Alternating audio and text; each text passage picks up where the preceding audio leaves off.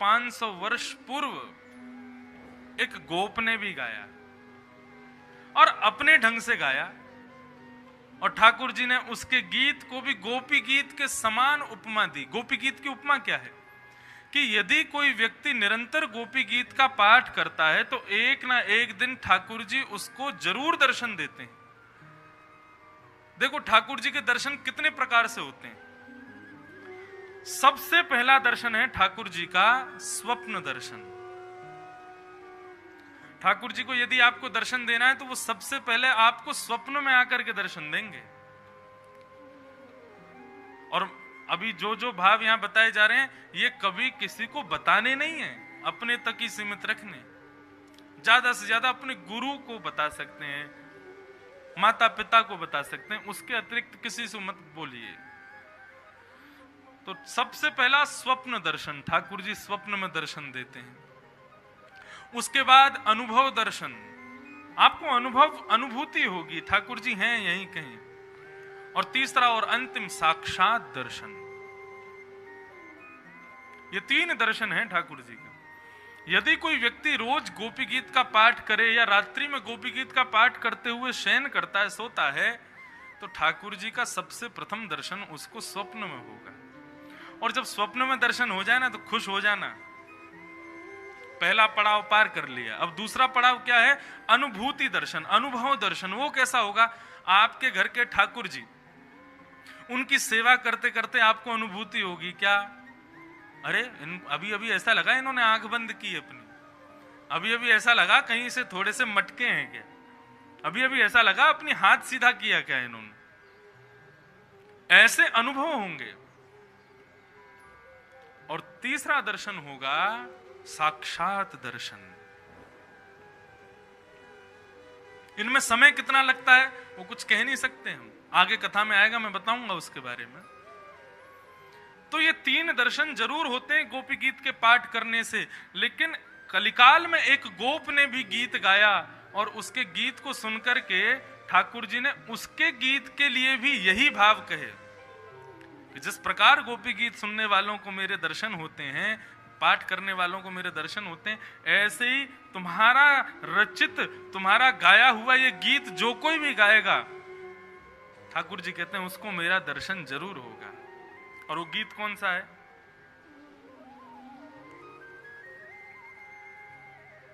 गोवर्धन वासी सांवरे, प्यारे तुम बिन रहो न जाए, गोवर्धन वासी सांवरे, दर्शन को नैना तपे, वचन सुनन को कान, ओ मिलवे को हियरा तपे, हिय के जीवन प्राण, गिरिराज लढ़े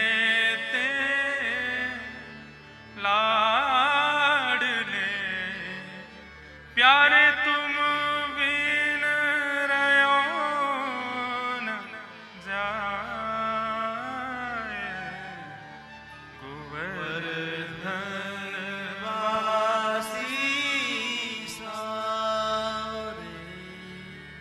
इसको मनगढ़ंत बात मत समझना।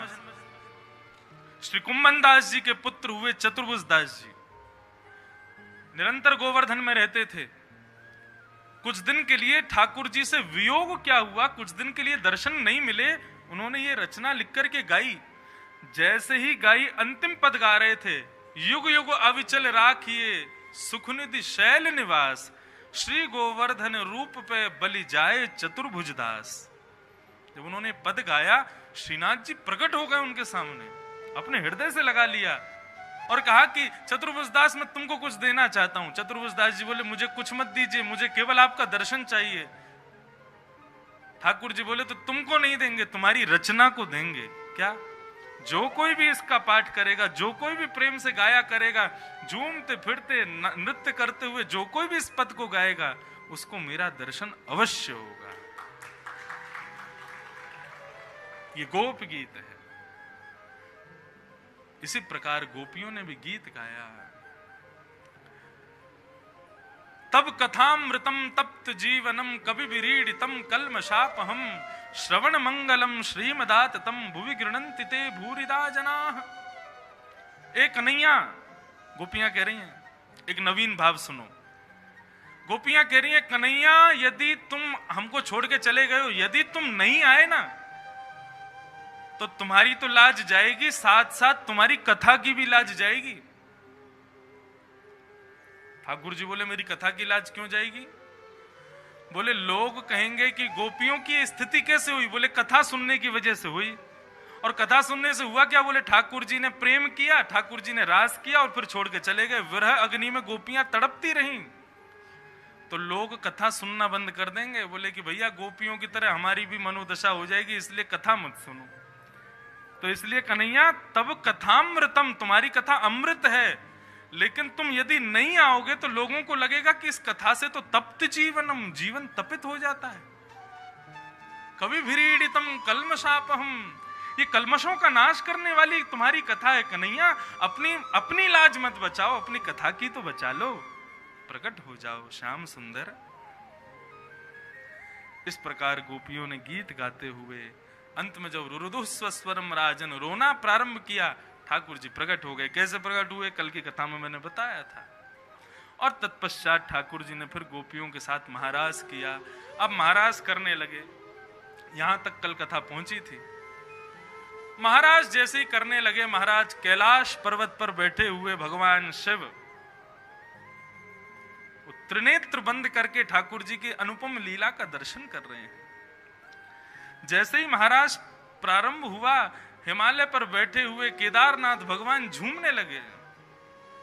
अपने आप को रोकना चाह रहे हैं लेकिन रुक नहीं पा रहे। पार्वती जी को बोले अब तुम ही संभालो यहाँ का राजपाट, हम जा रहे हैं। बोले कहां? महाराज करने जा रहे हैं। कैलाश पर्वत से दौड़े भगवान शिव वृंदावन की ओर। वृंदावन में जैसे ही प्रवेश किया, गोपियों ने मार्ग रोक दिया। बोले बाबा कहां से आए हो? बोले हम कैलाश से आए हैं। बोले कैलाश से आए हो लेकिन आप पुरुष हो। महाराष्ट्र में केवल एक ही पुरुष का प्रवेश है, वो है योगेश्वर कृष्ण। उनके अलावा सबको गोपी बनना पड़ेगा। शंकर जी ने खूब याचना की, खूब मिन्नत मांगी, लेकिन गोपियों ने प्रवेश नहीं दिया। तब भगवान शिव ने नेत्र बंद करके अन्नपूर्णा मैया का स्मरण किया। अन्नपूर्णा मैया से कहा भिक्षाम देहि माते। अन्नपूर्णा प्रकट हो गई। प्रकट होकर के कहा लो बाबा भिक्षा लो। बोले आज अन्न की भिक्षा नहीं चाहिए, अपना स्वरूप हमको दे दीजिए। अन्नपूर्णा मैया ने कहा स्वरूप में क्या दें? बोले पूरा ही दे दो। भगवान शिव को बैठा करके पहले तो बिच्छू आदि लटक रहे थे, उनको हटाया। सांप आदियों को कहा थोड़ी देर आराम करो, सब लोग जाओ यहां से। सबको दूर करके भगवान शिव का गोपी भाव का श्रृंगार कर रही हैं। लहंगा पहनाया, फरिया पहनाए, ठाकुर जी के, शंकर जी के कानों में कुंडल पहनाए, केश खोल दिए, आंखों में काजल लगाया, होठों पे लालिमा लगाई, आभूषण पहनाए, चुनरी उड़ा दी, पैरों में पायल पहनाई।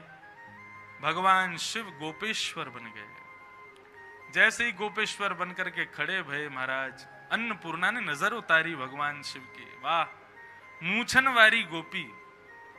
आज भी गोपेश्वर भगवान, आप वृंदावन में जाओगे, आज भी उनका श्रृंगार होता है तो नथनिया पहनते हैं ठाकुर जी, लेकिन नथनिया के नीचे मूछ भी दिखाई देती है भगवान शिव की। ऐसा सुंदर श्रृंगार किया। महाराष्ट्र में जैसे ही पहुंचे, गोपियों ने जैसे ही भगवान शिव का मुखमंडल देखा, गोपियां बोली ऐसी गोपी ना देखी ना सुनी।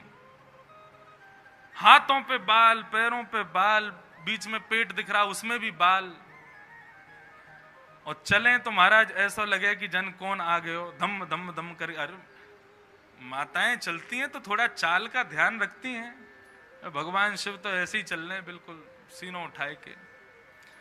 गोपी ने कही पहले मुखमंडल दिखाओ। शंकर जी बोले जिसके लिए श्रृंगार किया उसी को दिखाएंगे। गोपी बोली दिखाना तो पड़ेगा, जब तक मुख नहीं देखेंगे अंदर प्रवेश नहीं मिलेगा। शंकर जी बोले आपने मुख देख लिया, उसके बाद भी प्रवेश तो मिलेगा ही मिलेगा। क्यों? बोले रोकने वाले ही मूर्छित हो जाएंगे फिर, ऐसा मुखमंडल है। गोपियों ने कहा दिखाओ। जैसे ही भगवान शिव ने अपना पर्दा उठाया, घूंघट उठाया, तो आधे आधे नेत्र खुले हैं भगवान शिव के। बीच में तीसरा नेत्र टिमट मारा है, कब ठाकुर जी आ जाएं खोल करके दर्शन कर लूं उनका। होठों पर लालिमा, मूंछ आदि देख करके गोपी तो वहीं मूर्छित हो गई। इतने में ही भगवान शिव का दर्शन किया, अंदर रास कर रहे ठाकुर जी। ठाकुर जी दौड़ करके आए, भगवान शिव का हाथ पकड़ करके भीतर लाए। अद्भुत रास रचा है महाराज यमुना के पुलिन पर। ऐसे गोपेश्वर भगवान वृंदावन में आज भी ठाकुर जी के रास की भूमिका निभा रहे हैं। बोलो गोपेश्वर महादेव की। तो बंधुओं, भगवान ने रास के माध्यम से 5 विहार किए। वन विहार, उपवन विहार, जल विहार, प्रसून गंधा यानी कि पुष्प विहार, थल विहार, ये 5 विहार किए। वन विहार मतलब बृहद वन में ठाकुर जी ने रास किया। उपवन विहार मतलब छोटे छोटे कुंजों में जाकर के रास किया। कहीं किसी कुंज में किसी गोपी के साथ बैठे, किसी कुंज में, अच्छा एक कृष्ण नहीं है, जितनी गोपी उतने कृष्ण बन गए। अलग अलग कुंजों में ठाकुर जी विहार कर रहे हैं, ये हुआ उपवन विहार। जल विहार किया, नौका में ठाकुर जी रास कर रहे हैं। थल विहार किया, सामान्य भूमि पर कर रहे हैं। और प्रसून गंध यानी कि सुंदर, जो आजकल ठाकुर जी के फूल बंगले बनते हैं, ऐसे फूलों के बंगलों के मध्य में भी विहार किया। ऐसे 5 विहार युक्त ये रास ठाकुर जी ने, महाराज ठाकुर जी ने समस्त गोपांगनाओं के साथ किया। संपूर्ण महाराज की कथा सुनाई गई। महाराज के प्रसंग के अंत में श्री शुकाचार्य जी कहते हैं, जो कोई भी इस महाराज को भाव से सुनता है, उसका हृदय का सबसे बड़ा रोग, हृदय का सबसे बड़ा रोग क्या है? काम। वो काम नष्ट हो जाता है। ये काम लीला नहीं है, काम के विध्वंस की लीला है। इसलिए इसको उसी भाव से श्रवण करो। बोलो रास रासेश्वर भगवान के रास की कथा बताई गई। और रास की कथा के बाद अब ठाकुर जी का एक और गीत आया। गोपी गीत गया, कल परसों वेणु गीत सुना था, अब आज एक और गीत आया, उसका नाम है युगल गीत। ये युगल गीत भी बड़ा सुंदर है, इसके बारे में थोड़ी देर चर्चा करेंगे, फिर आगे चलेंगे। गोप्यः कृष्णे वनम